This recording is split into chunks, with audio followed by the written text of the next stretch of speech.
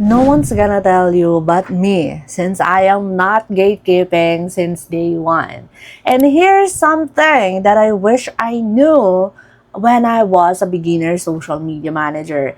And ito din yung mga gusto kong sabihin sa inyo na talagang gusto kong sundin nyo. Kasi ito talaga yung mga lesson learned ko when I was a beginner social media manager. And I know will help you to become a better version of a social media manager. So first, one platform is enough. I know marunong ka mag-Facebook, marunong ka mag-Instagram, mag-TikTok, mag-YouTube. Pero one platform is enough for you to offer social media management to your international client. Let me tell you, ako, marunong ako mag-Facebook since 2012 pa. 12 years old pa lang nag-Facebook ako, pero hindi ko siya ino-offer as a social media manager. I am not offering Facebook, I'm only offering Instagram. Because isang platform pa lang, it's overwhelming. Instagram pa nga lang ako 2 years na as a social media manager, na-overwhelm pa ako sa Instagram. And ang pinaka-importante kasi social media manager offering one platform is kailangan expert tayo sa platform na yun. Kailangan yung paikot-ikot ng Instagram alam natin. Kailangan lahat ng algorithm sa Instagram malaman natin para alam natin at paano natin matutulungan yung mga client na yun. Kasi if we know how to post, madali lang yun. Yes, magpo-post lang tayo.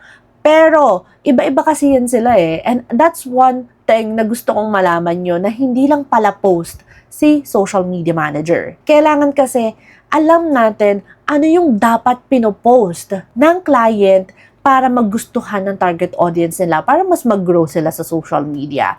And yung mga platform na yan, iba-iba sila ng atake. So, kailangan dun ka sa platform na sa tingin mo, nandun yung target audience mo. So, if your target audience is mga Pinoy, nandyan yan sila sa TikTok, nandyan yan sila sa Facebook, kaya offer TikTok and offer Facebook as a social media manager. But if you are targeting international client, of course, Instagram is their main platform to get more clients to their business. Kaya dapat nandun ka sa Instagram. And that's why I am not offering Facebook because I am not targeting local clients. I am targeting international. And that's something that I want to share with you guys na you don't have to be in all social media platforms for you to get a client.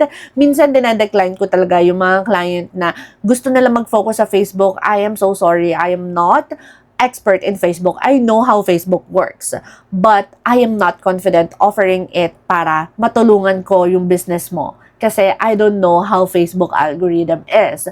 But when it comes to Instagram, I know that I can help you and I am the right person for you. So, kailangan ganun kayo ko-confident when offering a platform. Kasi if you just know how to post on that platform, no, that's not how it works. One platform is enough. At sa isang platform na yon, sobrang daming client na.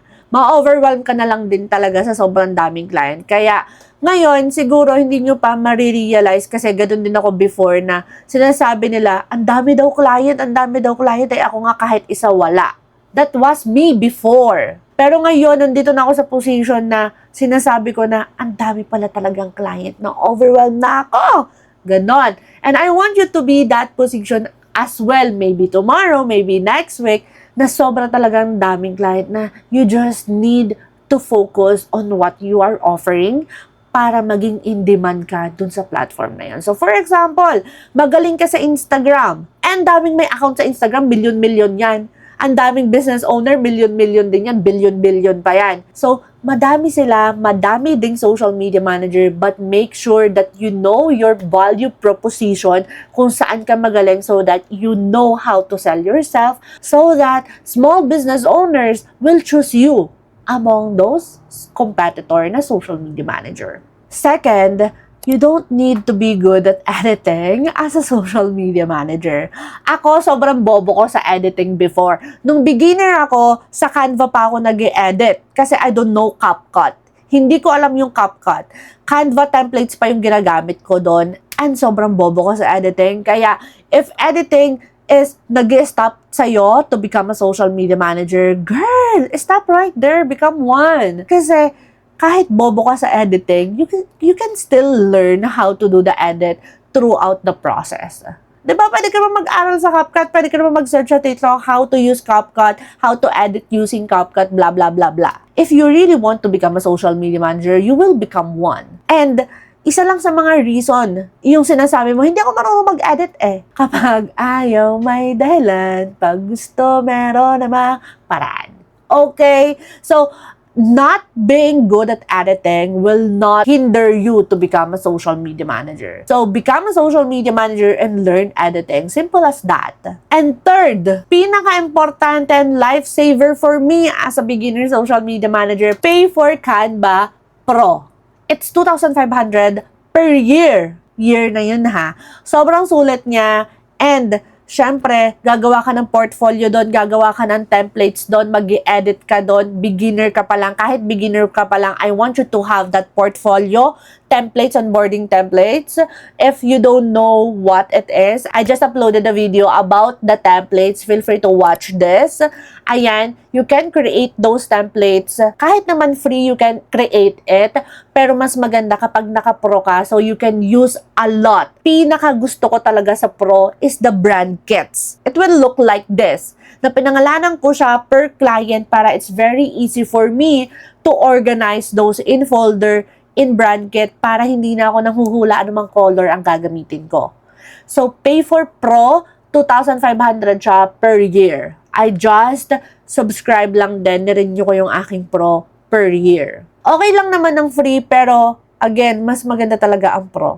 Kasi sa Canva, sobrang daming mong magagawa. The real covers, the graphics, again, the portfolio, the onboarding templates, and a lot more. Super dami. Kaya, again guys, this is not sponsored ng Canva. And I hope it is. Pero sobra, Canva Pro talaga really helped me to become an organized SMM at para mapaganda din talaga yung mga content na pinopost ko. And the last, ito yung paulit-ulit ko sinasabi sa inyo, is the templates. Templates as a beginner is very important. Alam niyo kung bakit.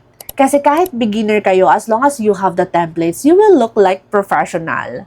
Na ang dali-daling i-onboard ng client and yung trust ng client and the credibility sa inyo, dun siya mabibuild na, okay, super organized naman ng social media manager na to. Kasi I have received a lot of comments from my clients nung beginner ako na, I love your content calendar. I love your ganto-ganyan. I love your welcome packet. Gusto ko yung ganitong branding din. Can we do this? Madami akong nare-receive na good comments from those clients. And girl, madali lang siyang gawin sa Canva. Okay? You don't need to pay a lot of automations for you to have that onboarding process. Templates lang sa Canva is enough. Super, super affordable niya. Kaya sabi ko sa inyo talaga, avail that Canva Pro. It's a must kahit beginner ka. And I swear, there's a lot more that I wish I knew when I was a beginner. So let me know in the comment section if you want part 3, because I have part 1 here. Feel free to watch it. And this is the part 2. And see you on my part 3.